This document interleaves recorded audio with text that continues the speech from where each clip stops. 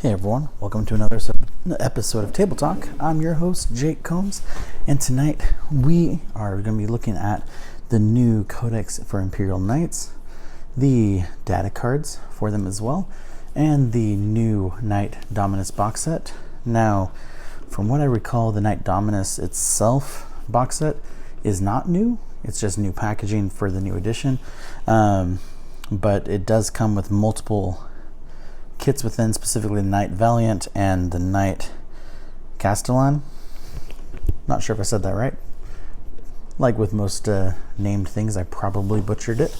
But let's go ahead and jump right into these. I'm going to go ahead and break the seals on all three items first. Now, as always, when using a knife, make sure you are cutting away from yourself, because safety first.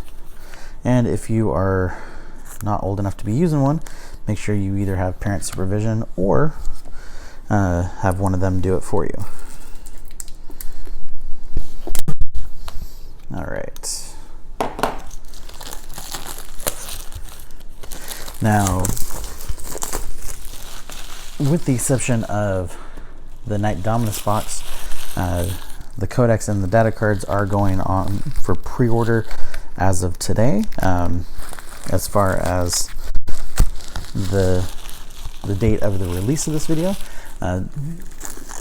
but these were sent to us in advance for the purpose of this video and by Games Workshop. So thank you to GW for that. All right, so let's go ahead and get started. We're going to save the model for last because I've never actually opened up or built or painted a Imperial Knight.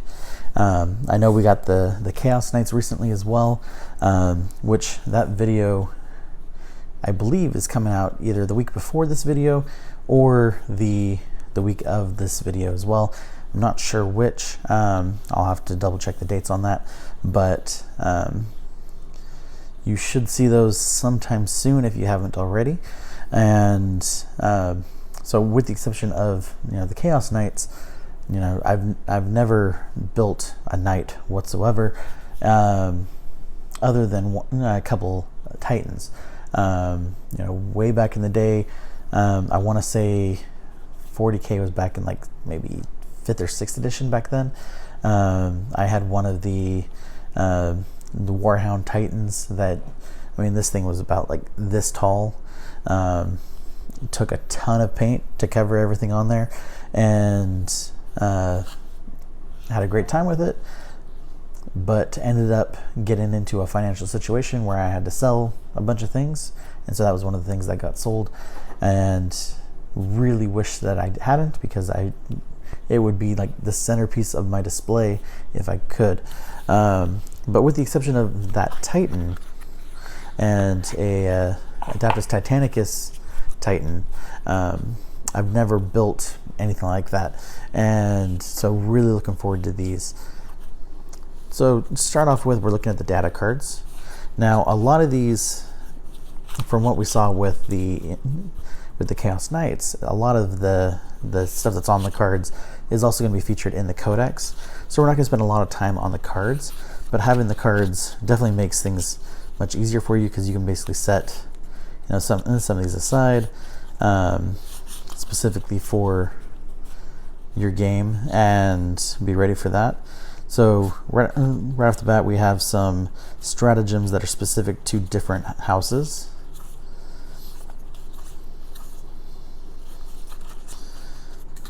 So we have House Terran, Griffith, Cadmus, Hawkshroud, Morton, Raven, Taranis, Krast, and Volker.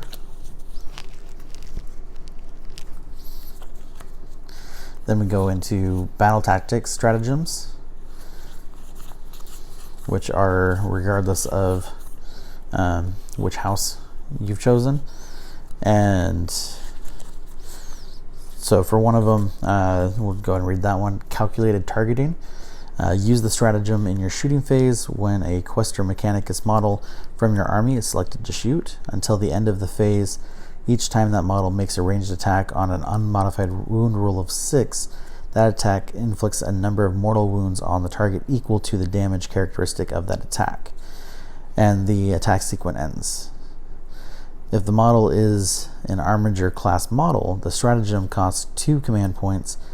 If that model is a Questorus class model, this stratagem costs 3 command points, otherwise it costs 4. So a bunch of options there as far as how to use it, way to save some points on it as well. Then going into it, we have Epic Deed Stratagems. And so we're going to look at Survivors of Strife.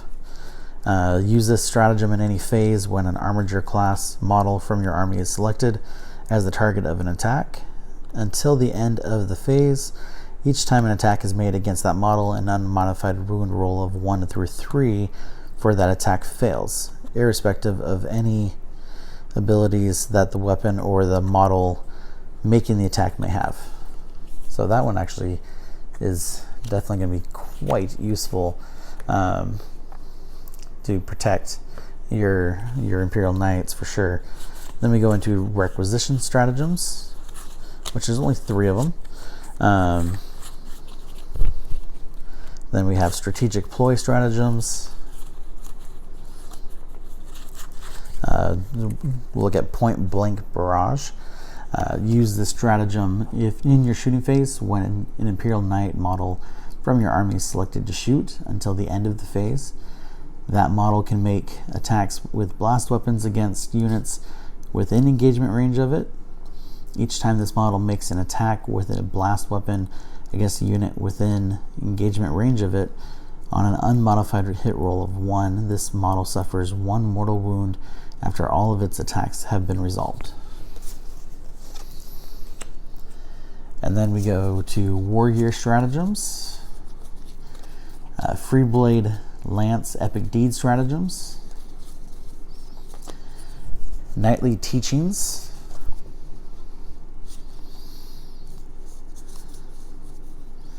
so we'll look at the Folly of Mercy. If this teaching is inspiring, select 1 noble household Armiger class model within 12 inches of this mentor. That model can perform an action and make a normal move and shoot without the action failing. And then lastly, we have our core stratagems. One of them is a command reroll. Use the stratagem after you made a hit roll, a wound roll, a damage roll, a saving throw, an advanced roll, a charge roll, a psychic test, a deny the witch test, or you have rolled the dice to determine the number of attacks made by a weapon. Reroll that roll, test, or saving throw. So basically that's just a kind of all-encompassing reroll. So I definitely see that one being quite useful in a game.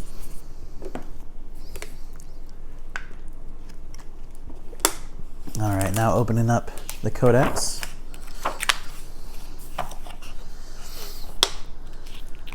Definitely do love that new Codex smell. It's almost as good as new sprue plastic smell.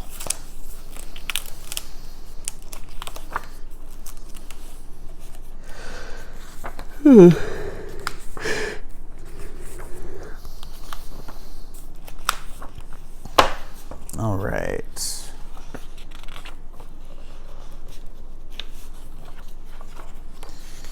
So up until page 60 is all the background, all the fluff.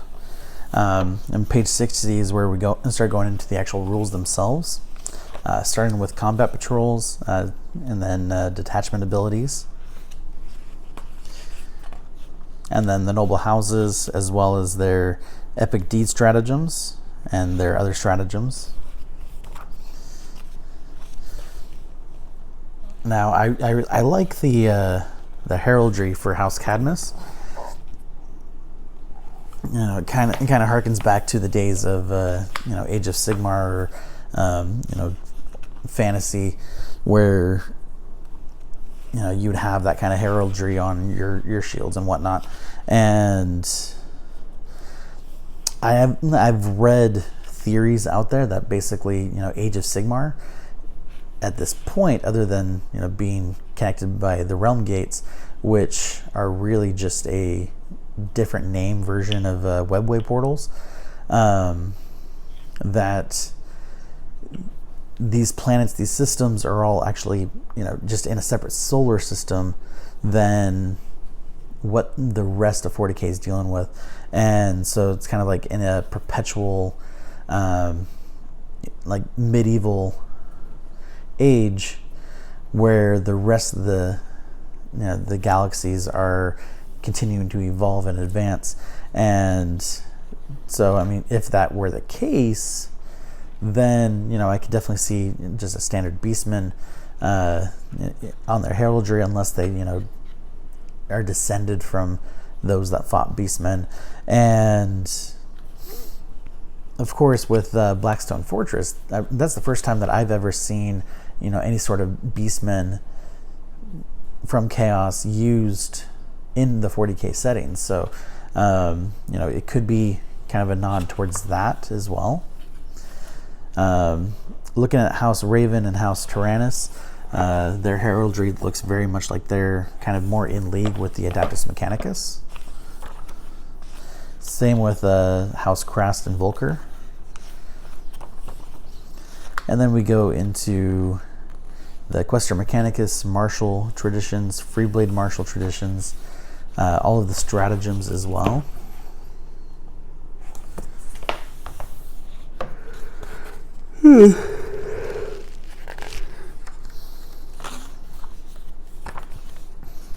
Then we go into the Exalted Court.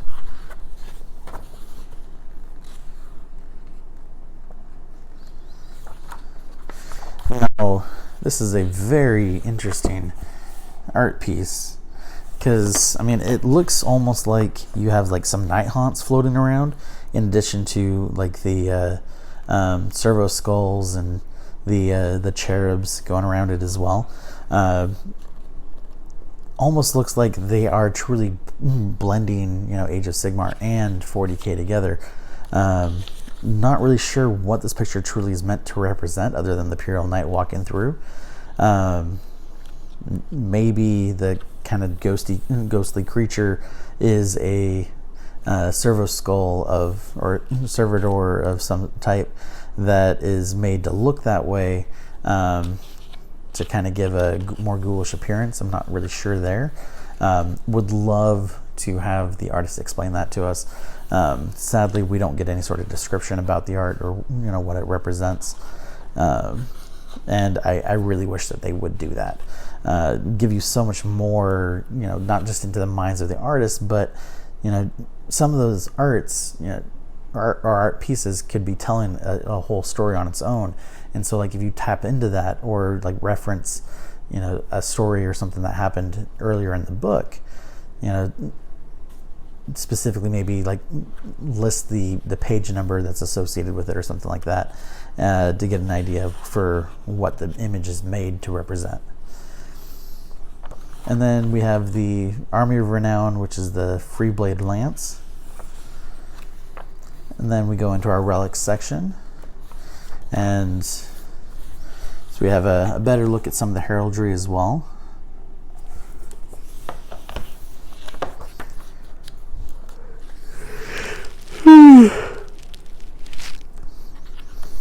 Warlord traits and knightly teachings. And then we go into our match play rules and crusade rules. Now this is a badass picture with the knights and some titans basically smashing through some massive demons.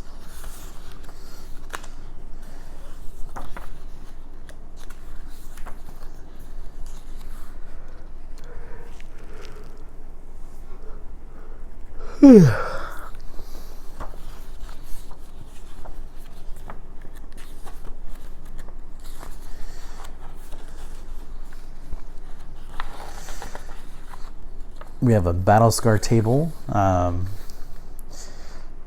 well as so in the data sheets we'll have the rules for our different units, as well as code chivalric,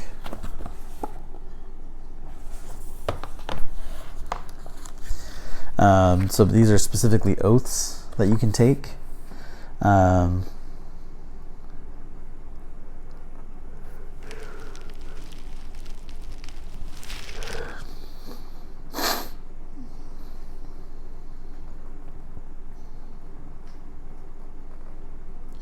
So when you write your army list, if it takes place primarily with Imperial Knights is the keyword, then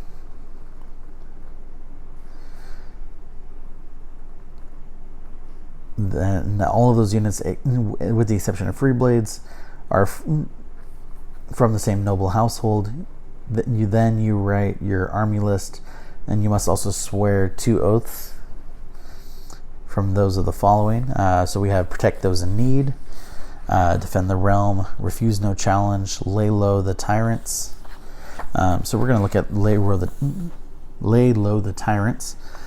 So the pledge: if an Imperial Knight model from your army destroyed 1 or more warlord, character, monster, or vehicle units during a battle round with a melee attack, then at the end of that battle round you gain 1 honor point. Troth: if less than 2 enemy units have been destroyed by attacks made by Imperial Knights units from your army during that battle round, then you lose 1 honor point. So then you have the honored ability, which is martial pride. Each time this model is selected to shoot or fight, you can reroll 1 hit or 1 wound roll. And the virtuous ability: once per battle round, when you make an advance roll, hit roll, wound roll, or save and throw for 1 Imperial Knights model from your army, you can change the result of that roll to a 6. Oh, I'm sorry, that's a virtuous ability. And then, so going into the data sheets, we have the Helverin, the Warglaive, we have the Knight Errant, Knight Warden, Knight Crusader, Knight Gallant, Knight Paladin, Knight Castellan, which the Castellan and the Valiant are the 2 main models that you can actually build using this kit.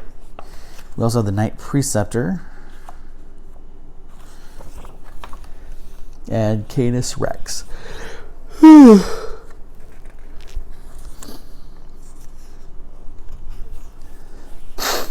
And then we go into our weapon profiles and points values, as followed by the glossary and reference. Now, I'm just curious.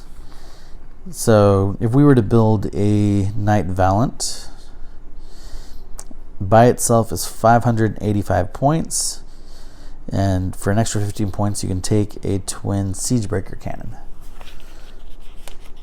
So the fact that they have rules for you to be able to take another Siegebreaker cannon makes me think that that cannon's got to be pretty impressive.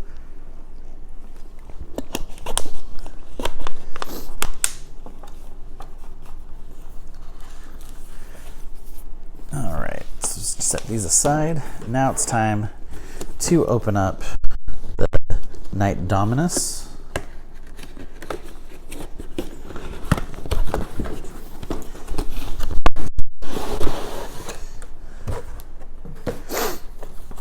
So starting off, we have our our assembly guide, which does follow the multi-tone style.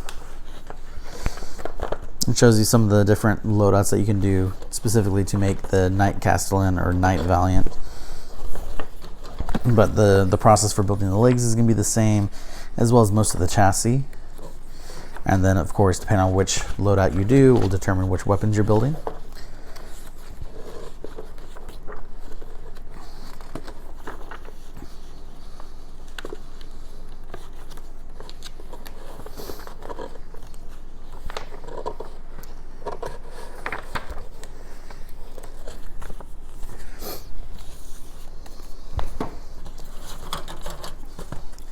So we've got the first sprue, and actually, okay, so it's not exactly the same. It's got a very similar chassis part between the two. But looking at it, with all the mechanical stuff, I mean, this thing has a ton of detail on it. Definitely impressive there. Set that aside. And then here's the next one with the other similar chassis piece. And we got some engine pieces, parts of some of the different weaponry, but overall just a ton of detail. I do really like the different mask options that you have. And then for this last one, it is 2 of the same sprue, so we're only going to take one of them out. And there is also a transfer sheet, which we'll take a close-up of that as well. And then the last sprue, which this is all the pieces for the legs. And so obviously, we have 2 sprues, 1 to make each leg. And definitely have a good amount of detail on these as well. Some very cool stuff. Now, with the Chaos Knights, there's always a lot of room for customization and originality, but with these, they're more cookie cutter because you're not really you don't really have as many options to be creative. I mean, there's only a couple different guns to choose from, and I mean, the thing is very well loaded when it comes to overall weaponry, but there's not a lot of options overall, and depending on which option you go with will determine what type of knight you're taking. But as far as these go, I mean, it's a great looking model. I'm really looking forward to building this. This is definitely going to be a lot of fun, and I know it's going to take a lot of time as well. Thankfully, I do have a can of a metallic silver spray that I'm definitely going to be using on these as a base, and then work my colors up from there. But definitely some really cool stuff. Really looking forward to building and trying this guy out, especially to go toe-to-toe against the Chaos Knight. Basically, I want them to go in a 1-to-1 fight and see which one's victorious in the end, because I believe points value, they're almost the same. So definitely something to be excited about. All right, so here's the first chassis sprue, as well as about half the weaponry. And here is sprue number 2. Now, looking at the weapons, I think I'm probably leaning towards like one of the plasma cannons and one of these flamer looking things. Just depends on what I'm going to be facing against, and so might be worth actually doing a. So here's the heraldry, and the nice thing is they're even marked, so that way you know which ones go to which house.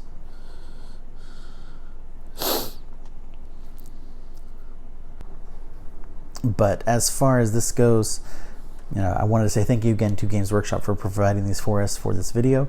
We definitely appreciate all of their support, but more importantly, we do thank you, the viewers, for your support as always. Without you guys, we wouldn't be here.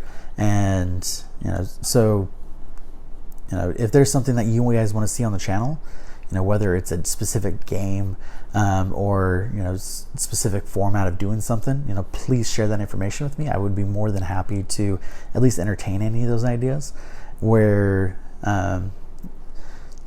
like the fact that we zoom in on the sprues now, that actually wasn't something we did originally. That was something specifically requested by one of the viewers, and we figured out how to make it work, how to splice the videos together, and made it happen. And so as long as you guys have ideas that we might be able to implement, please share them with us. Be more than happy, like I said, to either entertain them or look into them anyway and see what our options are. But that's it for tonight. As always, thank you guys for watching, and you have a great night.